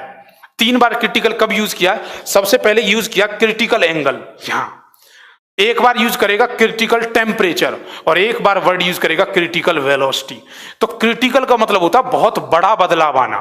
ठीक है, मैं पढ़ा रहा था रिफ्रैक्शन, एक माध्यम से दूसरे माध्यम में बदल रही थी, एक एंगल ऐसा आया 90 डिग्री का, 90 डिग्री का, उस सिचुएशन के बाद उस फिनोमिना ही बदल गया, वो रिफ्रैक्शन से, अपवर्तन से परावर्तन बन गया। तो उस एंगल का नाम क्या है? Critical angle. क्लियर है? बात समझ आई? और क्रिटिकल एंगल कितना होता है बच्चे? 90 डिग्री होता है। आप मुझे बताओ, ये जो टीआईआर बना, ये टोटल इंटरनल रिफ्लेक्शन जो बना, पूर्ण आंतरिक परावर्तन बना, ये टीआईआर ये क्रिटिकल से पहले बना या क्रिटिकल के बाद बना? तो आपका जवाब क्या रहेगा?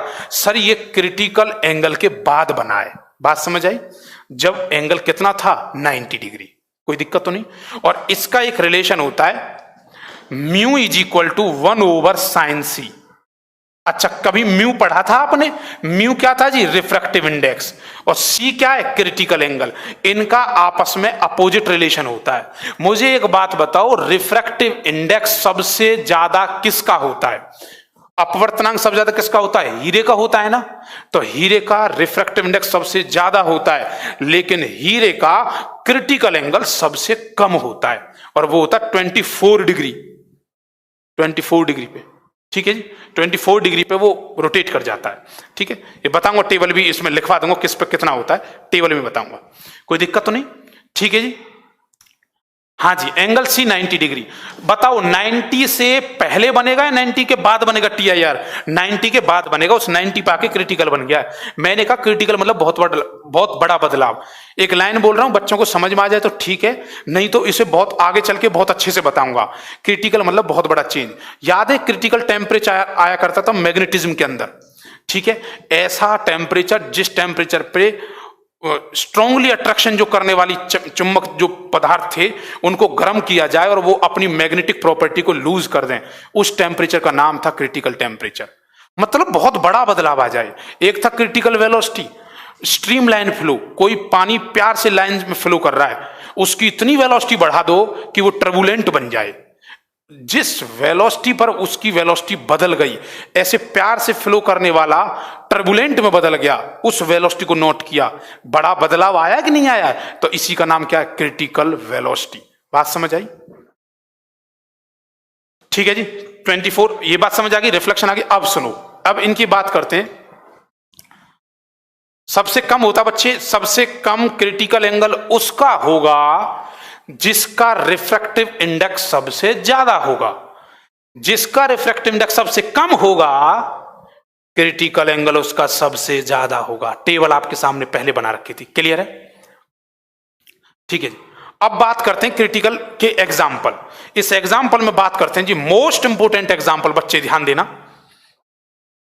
इसमें सबसे पहला वर्ड आता है ऑप्टिकल फाइबर, प्रकाशिक तंतु। ऑप्टिकल फाइबर, यहां तक दिखाई दे रहा है सब बच्चों को? ऑप्टिकल फाइबर, ये ऑप्टिकल फाइबर क्या होती? और जी पांडव कितने थे? 5। याद रखना 5 ही फिनोमेना था। ये कितने हैं? 5। TIR के सिर्फ 5 एग्जाम्पल है। इन 5 एग्जाम्पल से बाहर ना कोई पूछा ना कभी पूछता, आता ही यहां से हमेशा। चाहे बच्चा CDS दे ले, NDA दे ले, UPSC दे ले, या फिर एयरफोर्स NDA, कोई भी एग्जाम, नेवी, हमेशा ऑप्टिकल फाइबर को ज्यादा पूछता। सुनना बच्चे ध्यान से, ठीक है? बड़ा ऐसे होता बच्चे, यहां से देखोगे फिनोमिना तो ऑटोमेटिक बड़ा होगा, वो 90 डिग्री से बड़ा बनता है एंगल, ठीक है? कुछ बच्चे पूछ रहे कैसे, अंकुर। उसके बाद कहता है प्रकाशिक तंतु की बात करूं तो ध्यान देना बच्चे, ऑप्टिकल फाइबर ऐसी होती है, ऐसी, ये ऑप्टिकल फाइबर है। और ऐसे ये ऑप्टिकल फाइबर होती है। यहां से लाइट इसमें अंदर जाती है ऐसे, और अंदर ही अंदर, अंदर ही अंदर पूरी तरह, पूर्ण मतलब पूरी तरह, आंतरिक मतलब अंदर ही अंदर क्या होता रहता है इसमें? रिफ्लेक्शन, टकरा के बाहर निकल जाती है लाइट। क्लियर है? ये होती है जी हमारी ऑप्टिकल फाइबर, जिसको बच्चे हम बोलते हैं प्रकाश तंतु। इसको बोलते हैं बच्चे हम प्रकाश तंतु। और बात करें इसके डायामीटर की, तो इसका जो डायामीटर होता है, डाया जो होता है इसका, वो 10⁻⁻⁴ सेंटीमीटर, जिसे हम व्यास बोलते हैं। पता है ये कैसी होती है? ये हेयर नुमा स्ट्रक्चर होती है, ये हेयर नुमा स्ट्रक्चर होती है। जैसे एक लड़की का आप बाल ले लेंगे ना, तो इस तरह की बहुत कम होता है इसमें, और ये हेयर की तरह की होती है, बाल की तरह की होती है, एक बाल नुमा हेयर नुमा स्ट्रक्चर होती है, ऑप्टिकल फाइबर। क्लियर है? अच्छा, मैंने याद रखो ऑप्टिक्स जब बताई थी, मैंने कहा था, ठीक है, मैं दोबारा कर रहा हूं बच्चे, रिपीट। ऑप्टिकल फाइबर मैंने कहा था, ऑप्टिक्स वर्ड कभी भी कहीं आ जाए तो वो देखने दिखाने में इस्तेमाल किया जाता है, यही बताया था ना? चलो देखो, ऑप्टिकल फाइबर का 2 तरह से इस्तेमाल किया जाता है जी। मैं कुछ ये वाला पार्ट बच्चे रफ कर रहा हूं, ठीक है, जिससे मैं इसे अच्छे से बता पाऊं।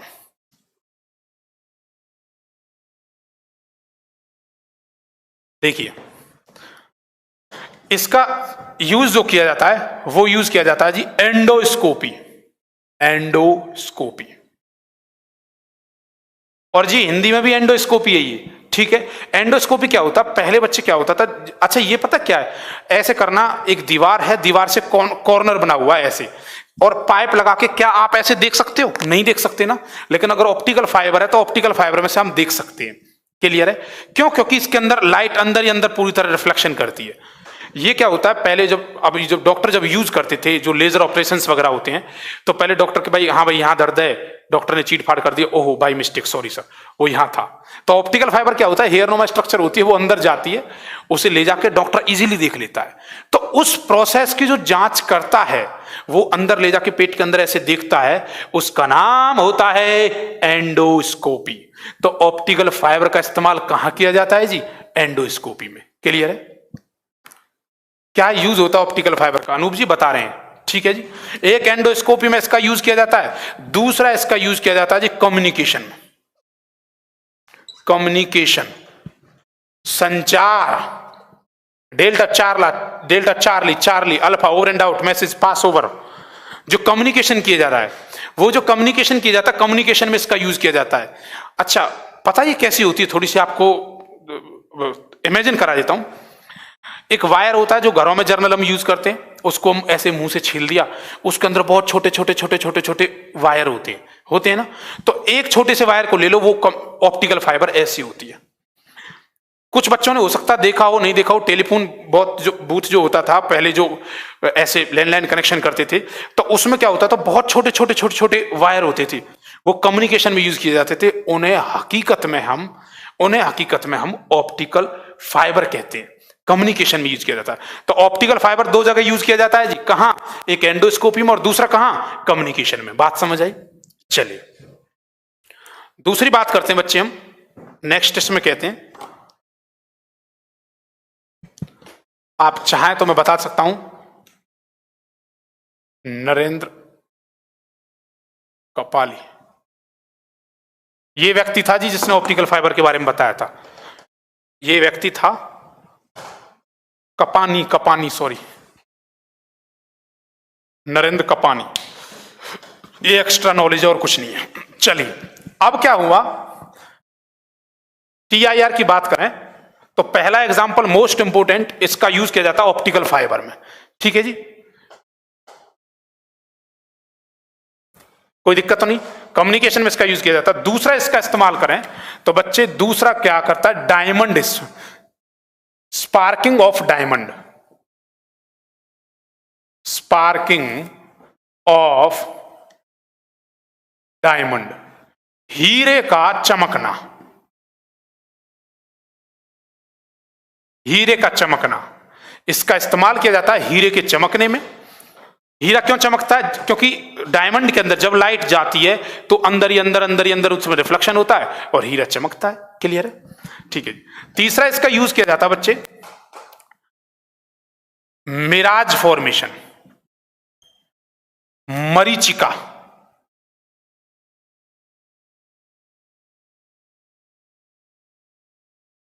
मरीचिका हिंदी में बोलते हैं इसे।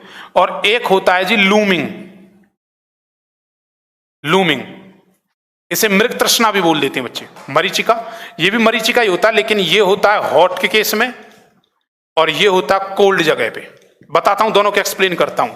और पांचवा इसका यूज है, लास्ट और फाइनल यूज इसका, ठीक है।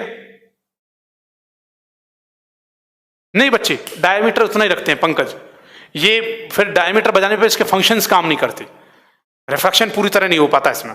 देखो जी, हीरे का चमकना किसकी वजह से, टीआईआर की वजह से। सब के सब किसके कारण है, टीआईआर। किसकी वजह से, टीआईआर की वजह से। मिराज फॉर्मेशन क्या होता है, जब तुम गर्मियों के टाइम पे कभी जाओगे तो सड़क के आगे देखना, और जब हाईवे पर रहोगे तो वहां देखोगे तो ऐसे लगेगा आपको जैसे सड़क जो है वो सड़क पे पानी फैला हुआ है। यही कंडीशन अगर तुम थार के रेगिस्तान में चले गए तो भाई साहब ऐसे लगता है जैसे तालाब का तालाब भरा हुआ है। आप वहां जाते हो, अरे यहां तो कुछ भी नहीं है। बात समझ आई। तो ये मिराज फॉर्मेशन होता है। लूमिंग का केस क्या होता है, ये ठंडी जगह पे होता है। क्लियर है, ठंडी जगह पे कैसे, जहां बर्फीला इलाका होता है, बर्फ होती है, तो वहां ऐसे लगता है जैसे पूरा का पूरा तालाब है, पूरा शहर दिखता है नीचे, पेड़ उल्टा दिखाई देता है, उसमें इमेज बनती है कुछ इस तरह से। जैसे ये कोई पेड़ है, ये पेड़ है यहां पे, तो ये पेड़ यहां दिखाई देगा जब आप इसे देखोगे। बात समझ आई। जैसे कभी देखोगे एक शहर है और वो पानी के किनारे समुद्र, तो उसमें पूरा का पूरा शहर दिखाई देता है। ये होता है जी गर्म जगह पे, ये होता है ठंडी जगह पे, लूमिंग। बात समझ आई। मरीचिका या मृग तृष्णा, एक वर्ड होता है बच्चे, मृग तृष्णा। ये यूज कर रखे हैं, वर्ड पूछता है डायरेक्ट हिंदी मीडियम में भी, मृग तृष्णा।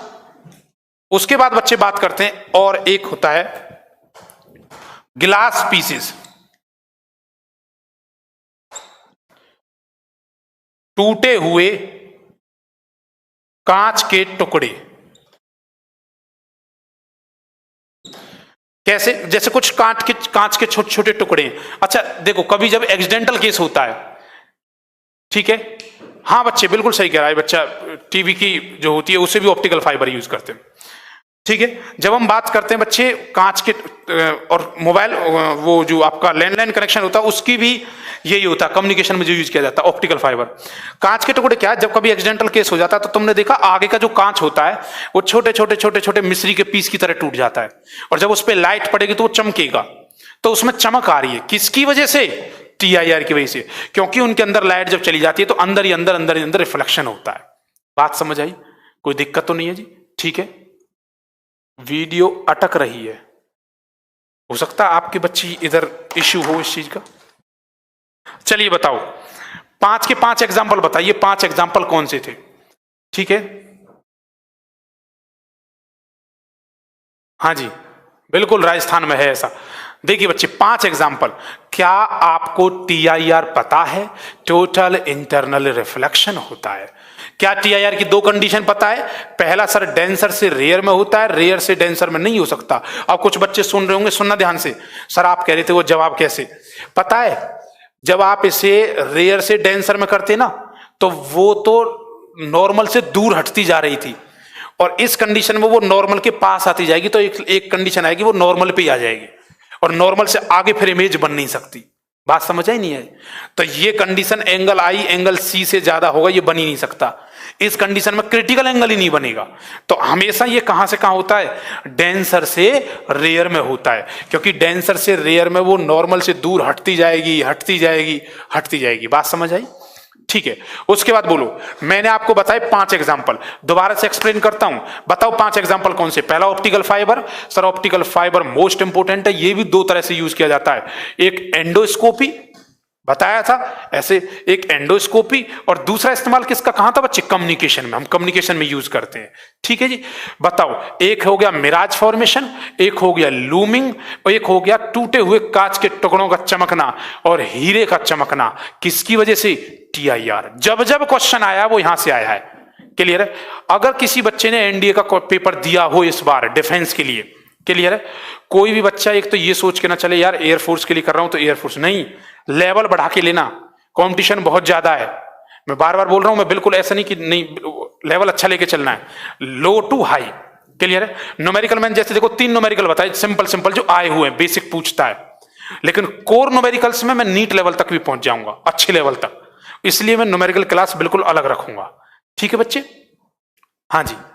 अब देखिए, एक क्वेश्चन पूछा हुआ था बच्चे, मैं बुक वगैरह सब बता दूंगा, कोई बेनिफिट नहीं बुक का, पहले मैं नोट्स दूंगा। मैंने बोला कि उस बुक में मैं नोट्स जो बना रहा हूं उसमें बहुत सारा कलेक्शन रखूंगा अलग अलग बुक्स का ही, तो बाद में बुक्स बता दूंगा मैं कौन सी बुक सबसे बेस्ट रहेगी प्रैक्टिस सेट। अच्छा, एक क्वेश्चन आया था जी, मैं क्वेश्चन देखता हूं।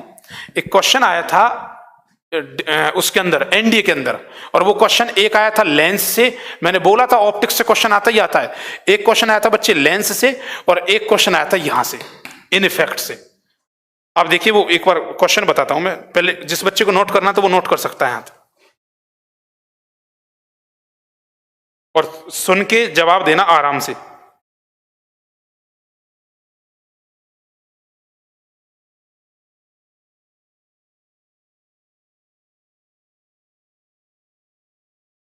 लेंस वाला जो क्वेश्चन आया वो लेंस वाले में बताऊंगा मैं। क्लियर है?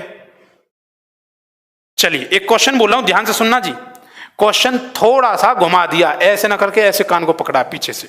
बताइए, कहता है लाइट रे मूव इन स्ट्रेट, लाइट रे मूव इन, अरे टिक जा भाई, मूव इन स्ट्रेट लाइन। जब भी लाइट होती है वो सीधी लाइन में चलती है, हिंदी में भी एक्सप्लेन करूंगा, इंग्लिश में भी। Move in straight line but through an optical fibre, लेकिन किंतु परंतु इंतु, प्रकाश तंतु में से जब लाइट पास करती है तो वो जिगजैग मोशन बनाती है। जिगजैग, जिगजैग होता है ऐसे ऐसे ऐसे ऐसे। क्लियर है? कहता है they can move in any type of zigzag motion path, because, किसकी वजह से बनता है? क्वेश्चन समझ में आया? कह रहा है लाइट वैसे तो सीधी चलती है, लेकिन एक कंडीशन में वो जिगजैग मोशन बनाती है ऑप्टिकल फाइबर में। ऐसा क्यों? ऑप्शन है आपके पास स्क्रीन पर, ध्यान से सुनना जी, मैं बोल रहा हूं, ऑप्शन बोल रहा हूं। बादल, बच्चे कोई आपके वहां दिक्कत होगी ऐसा कुछ? कहता है the hole through the fibre are extremely fine, ये जो होल होते हैं, जो यहाँ छेद होते हैं, बहुत फाइन होते हैं, बहुत पतले होते हैं, इस वजह से जिगजैग चलता है। Option B, the light ray are absorb to entry, light ray होती है वो एब्जॉर्ब कर लेती है, इसको लाइट रे को एब्जॉर्ब कर लेती है। Option C, scattering of light होता है, यहां स्कैटरिंग होता है, प्रकीर्णन, यहां प्रकीर्णन का कॉन्सेप्ट होता है। या ऑप्शन डी, सक्सेसिव, साथ साथ में, total internal reflection occur as a ray moving through the fibre, जैसे ही वो फाइबर से जाती है तो इसके बीच में TIR होता है, टोटल इंटरनल रिफ्लेक्शन। तो करेक्ट आंसर क्या होगा बच्चे? Option D. ठीक है? क्वेश्चन रिपीट नहीं कर सकता, बड़ा क्वेश्चन था, लेकिन आपने एक चीज देखी होगी, क्वेश्चन पूरी तरह कुछ भी बोल दिया, ऑप्टिकल फाइबर सुनते तुम्हारे माइंड में आया सर TIR की बात कर रहा है। क्लियर है? Topic complete. सर आप पुलिस में क्या? नहीं जी, पुलिस छोड़ दी सर हमने, पुलिस और फौज दोनों। इधर ध्यान देना बच्चे। क्लियर है? ये था बच्चे TIR, TIR कंप्लीट हुआ। कोई भी बच्चा मैं पूछ सकता हूं बताओ 5 एग्जाम्पल कौन कौन से हैं। मैं इसलिए बोल रहा हूं इन 5 एग्जाम्पल्स के अलावा अब तक पूछे नहीं है क्वेश्चन, चाहे वो एनडीए हो, सीडीएस हो, कोई भी डिफेंस का कोर बैच हो, यहां तक कि असिस्टेंट कमांडेंट लेवल पे भी। ठीक है जी, और इन्हीं चीज को रिपीट करता है वो। चलिए जी, अब अगला टॉपिक अपना आता है डी। बिल्कुल सही जवाब, बहुत अच्छे भैया। स्पार्किंग ऑफ डायमंड में कुछ नहीं होता, ये हीरा कोई भी उसके अंदर लाइट जाती है, अंदर ही अंदर लाइट टकराती जाए तो वो ऑटोमेटिक चमक देगा, तो यही तो होता है। बस इतना याद रखना, मैंने जो 5 एग्जांपल बताए, मैं जो बताता जा रहा हूं साथ साथ रिवाइज करा रहा हूं बच्चे। रिफ्रैक्शन के चलो एग्जांपल बताओ। रिफ्रैक्शन वहां होगा जहां किसी की पोजीशन बदलती है। बताओ क्या क्या होगा।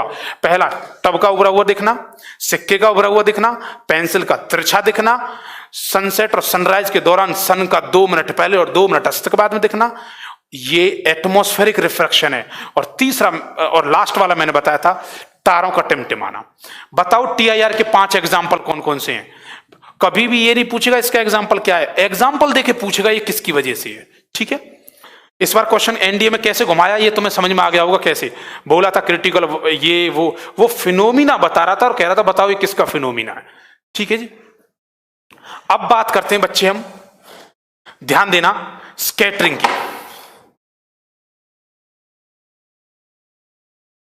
स्कैटरिंग, प्रकीर्णन। स्कैटरिंग क्या होता है? ओ जी, मैंने आपको बताया रिफ्रैक्शन हमेशा वहां होगा। बच्चे एक बात बताओ, कुछ बच्चे कह रहे हैं, प्रीतम कह रहा कल करा देना सर ये और वो। एक बात बताओ, क्लास ऑलरेडी 15 मिनट लेट हुई है और तुम डिफेंस के बंदे हो, तुम्हें ये चीज तो देखनी नहीं चाहिए। थोड़ा सा एक कॉन्सेप्ट और मैं करा दूं इस चीज को। और वैसे मैं क्लास अब थोड़ी सी बढ़ाने वाला हूं, मतलब टाइम ज्यादा लेने वाली क्लास। ठीक है, सिलेबस की कोई बच्चा टेंशन मत लेना। ठीक है, अब आराम से बहुत अच्छे से कराऊंगा। स्कैटरिंग का एग्जांपल बताऊं तो बच्चे, स्कैटरिंग क्या होता है? रिफ्रैक्शन हमेशा वहां होता है जहां कभी किसी की स्थिति बदलती है। टीआईआर आपको पता है। स्कैटरिंग हमेशा वहां होगा, स्कैटरिंग हमेशा वहां होगा जहां कलर का कॉन्सेप्ट होगा, रंग का कॉन्सेप्ट होगा।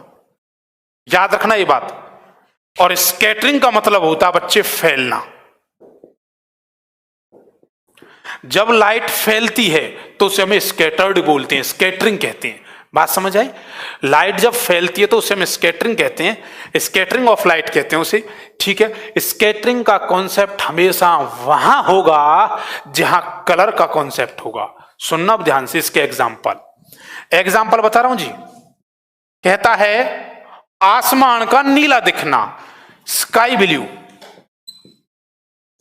आसमान का नीला दिखना किसकी वजह से? कलर का कॉन्सेप्ट आ गया ना, नीला। क्लियर है? हाँ बच्चे, हाँ लेंगे, ऑफलाइन भी क्लास होंगी आपकी। ठीक है, नोट्स डाल दूंगा, ऑफलाइन क्लास होंगी, टेंशन मत लो। ऑफलाइन में तो मैं आके लगा भी देता हूं फौजी मार थोड़ी सी। ठीक है जी, इधर ध्यान देना। स्काई ब्लू, आसमान का रंग नीला होता, बताओ किसकी वजह से? मैंने बोला ना कलर का कॉन्सेप्ट होना चाहिए। अच्छा, आप समुद्र के पास खड़े हुए हैं, सी लेवल पे खड़े हुए हैं, समुद्र का नीला दिखना। सी कैसा दिखता है? नीला दिखता है। समुद्र का नीला दिखना किसकी वजह से? स्कैटरिंग की वजह से। क्लियर है? पता है इस स्कैटरिंग के बारे में जो बताने वाले साइंटिस्ट थे उनका नाम था सीवी रमन। क्या नाम था जी? सीवी रमन। और सीवी रमन साहब, सर लगा लो सर के सामने, सर सीवी रमन। ये सीवी रमन थे, इन्होंने ही बताया था स्कैटरिंग के बारे में। ये इसलिए बताना जरूरी है क्योंकि इसके बारे में, क्योंकि ये अपने इंडिया के, हिंदुस्तानी, इसलिए बताना जरूरी है। और ध्यान सुनना, दूसरी वजह इनकी ये, इन्हें इस स्कैटरिंग के कॉन्सेप्ट में लाइट फैलती है, लाइट फैलती है, स्कैटरिंग करती है। जब लाइट आती है तो कलर फैलने लगते हैं। तो इसके बारे में जब इन्होंने बताया तो इन्हें नोबेल प्राइज दिया गया। नोबेल प्राइज दिया। क्वेश्चन जीएस में पूछा जाता है कि सीवी रमन को नोबेल प्राइज किसके लिए मिला? स्कैटरिंग के लिए मिला। क्लियर है जी? बताओ, इसके जी एग्जाम्पल हैं 3, जैसे उनके 5 थे, इनके 3 एग्जाम्पल हैं। ठीक है बच्चे, रेनबो आएगा बेटा, बताऊंगा अभी, रेनबो बताऊंगा, टेंशन। रेनबो बताऊंगा, प्राइमरी रेनबो, सेकेंडरी। मेरा एक कॉन्सेप्ट रहेगा, थोड़ा सा चलूंगा स्लो, लेकिन मैंने कहा ना हमेशा के लिए फिजिक्स खत्म करो, टेंशन ना होनी चाहिए, यहां कर रहे हो कभी वहां कोचिंग कभी यहां कोचिंग, ठीक है। कलर का कॉन्सेप्ट कहीं होता है तो क्या होता है जी, कलर का कॉन्सेप्ट होगा तो वहां स्कैटरिंग की वजह से होता, प्रकीर्णन की वजह से होगा। प्रकीर्णन मतलब कलर का फैलना। अब इसमें बताऊंगा बहुत सारे कॉन्सेप्ट क्या होता है। स्काई ब्लू दिखता है, आसमान का नीला दिखना, समुद्र का नीला दिखना।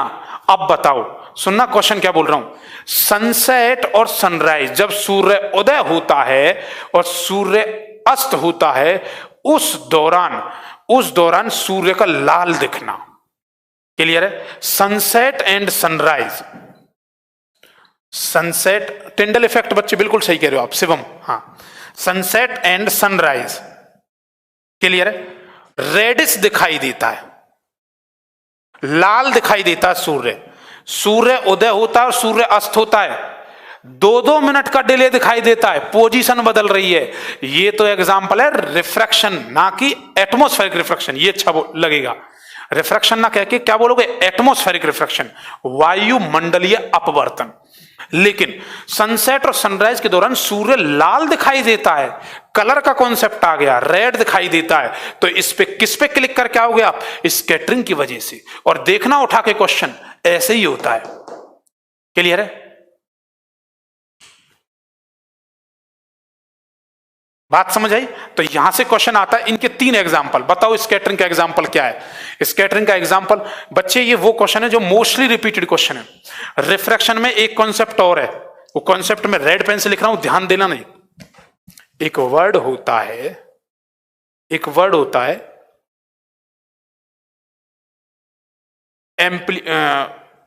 वेवलेंथ, तरंग दैर्घ्य। एक होता है जी स्पीड, चाल, ठीक है। और एक होता बच्चे इंटेंसिटी, तीव्रता। और एक होता बच्चे आपका इंटेंसिटी होगी, वेवलेंथ होगी, स्पीड होगी, और एक होती आपकी फ्रीक्वेंसी, जिससे हम कहते हैं जी आवृत्ति। क्लियर है। इस क्वेश्चन कॉन्सेप्ट को थोड़ा सा बताता हूं मैं। क्वेश्चन कहता है कि 3 वर्ड होते हैं, इंटेंसिटी जिससे हम आवृत्ति कहते हैं, इंटेंसिटी तीव्रता कहेंगे, फ्रीक्वेंसी इसको, ठीक बच्चे नोट करके लिखना है, सुनो ध्यान से। एक बात बताओ जी, फिनोमिना ये कहता है ना कि कोई भी लाइट आएगी टकरा के एक माध्यम से दूसरे माध्यम में जाएगी। बच्चे दिखाई दे रहा है, हाँ जी। क्वेश्चन सुनना जी, मोस्ट इंपोर्टेंट क्वेश्चन है जो मैं बताने जा रहा हूं। जब भी कोई लाइट एक माध्यम से दूसरे माध्यम में आती है लाइट, तो प्रकाश के पास ये फिनोमिना होते हैं। तरंग दैर्घ्य होती है, चाल होती है, तीव्रता होती है, आवृत्ति होती है, वेवलेंथ होती है, स्पीड होती है, इंटेंसिटी होती है, फ्रीक्वेंसी होती है। जब ये हवा से पानी में एंटर करेगी, तो ये सब कुछ बदल जाएगा, ये सब कुछ चेंज होता है। बट फ्रीक्वेंसी आवृत्ति रिमेन कांस्टेंट, नो चेंज, इसमें कोई बदलाव नहीं आता। जब भी कोई लाइट एक माध्यम से दूसरे माध्यम में जाती है, तो बताइए इनमें से कौन सी रिमेन कांस्टेंट होती है। ऑप्शन आपके पास 4, फ्रीक्वेंसी, वेवलेंथ, स्पीड, इंटेंसिटी, ऐसे दे रखे होंगे। तो करेक्ट वर्ड क्या होगा, फ्रीक्वेंसी। उसकी आवृत्ति नहीं बदलती। सर जी ये क्वेश्चन 2-3 बार रिपीटेड है, इसलिए मैं बार बार बोल रहा हूं कई सारे एग्जाम्स में। बात समझ आई बच्चे। सूर्य उदय होना और सूर्य अस्त के दौरान 2 मिनट डिले, 2 मिनट बाद का दिखना, टाइम का कॉन्सेप्ट है ना। तो टाइम का कॉन्सेप्ट है तो ये पोजीशन बदल रही है, ये किस में आएगा, एटमॉस्फेरिक रिफ्रैक्शन में। अरे सूर्य उदय सूर्यास्त का लाल दिखना कलर का कॉन्सेप्ट है, किस में आएगा। 3 ही तो एग्जाम्पल बताए मेरे, 3 स्कैटरिंग में 3 एग्जाम्पल, आसमान का नीला दिखना, समुद्र का नीला दिखना, और सनसेट और सनराइज के दौरान। सीवी रमन साहब खड़े हुए थे समुद्र के किनारे, उन्होंने देखा नीला दिख रहा है, आसमान को देखा तो भी नीला दिख रहा है, सनसेट और सनराइज हो रही तो वो लाल दिख रहा है, कलर का कॉन्सेप्ट है यहाँ। क्लियर है? यहाँ बहुत सारे कॉन्सेप्ट आएंगे कि ये ऐसा ही क्यों होता है, स्कैटरिंग क्या है, बात समझ आई? मैं ये बताने वाला था आपको, फ्रीक्वेंसी कई जगह देखेगा क्वेश्चन आपको, बताओ कौन सी चीज बदलती है? ये सब चीज बदल जाती है। कब बदलती है? जब एक माध्यम से दूसरे माध्यम में कभी लाइट एंटर करती है तो। ठीक है जी, चलिए यहां तक बात समझ आई बच्चे सबको?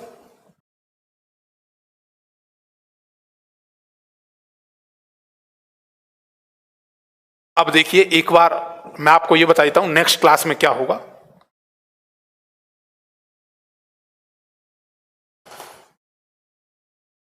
नेक्स्ट क्लास का बताते हैं बच्चे, थोड़ा ध्यान देना। ऑप्टिकल फाइबर बताया मैंने, ऑप्टिकल फाइबर एक बात याद रखना, ऑप्टिकल फाइबर का डायामीटर कितना था जी? बोलो। 10⁻⁻⁴ सेंटीमीटर। अच्छा, इसका रिफ्रैक्टिव इंडेक्स, यूपीएससी के आईएएस में भी क्वेश्चन पूछ रखा, रिफ्रैक्टिव इंडेक्स। यूपीएससी बोल दूं तो समझ लेना एनडीए वाले बच्चे, एनडीए और एयरफोर्स और उसके नेवी के लिए वो क्वेश्चन को रिपीट कर देते हैं। रिफ्रैक्टिव इंडेक्स, इसका आवर्धन जो होता है, आवर्धन किसकी बात कर रहा हूं मैं? ऑप्टिकल फाइबर की। बच्चे ये होता है 1 से 1.5 के बीच में, 1 to 1.5।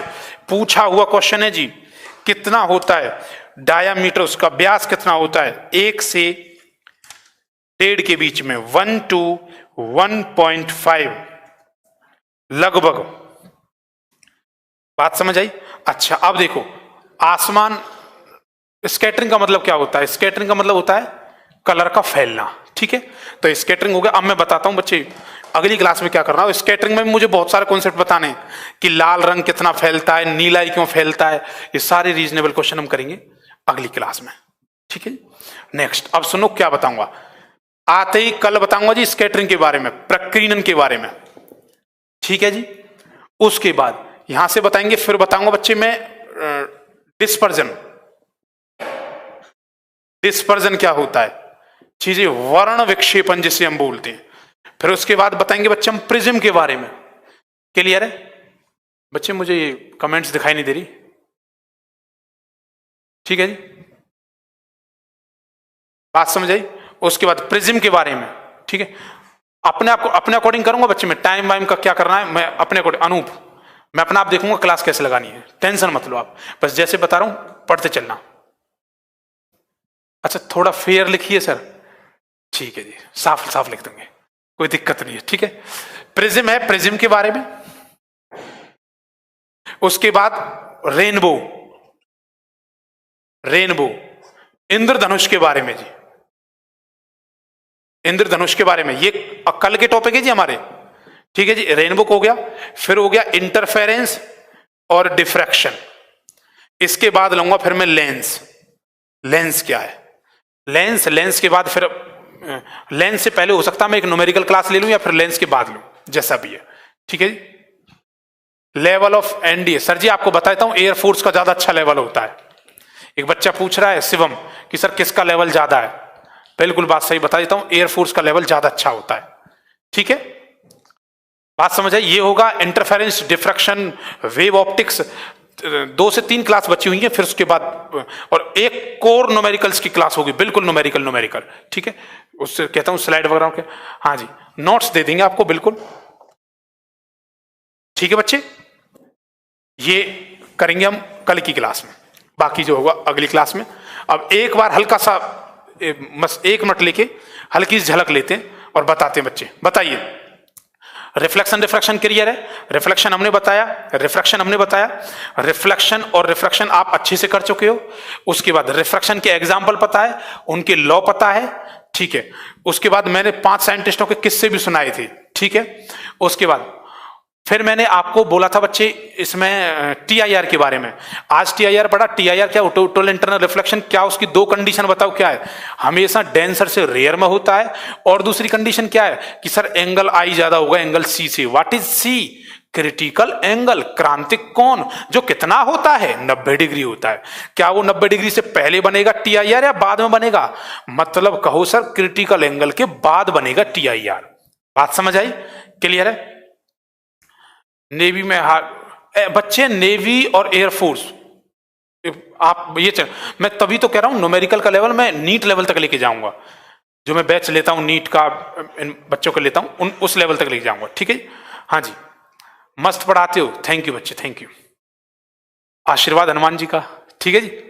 हाँ जी, टेस्ट भी होगा, हाँ टेस्ट भी रख लेंगे बिल्कुल।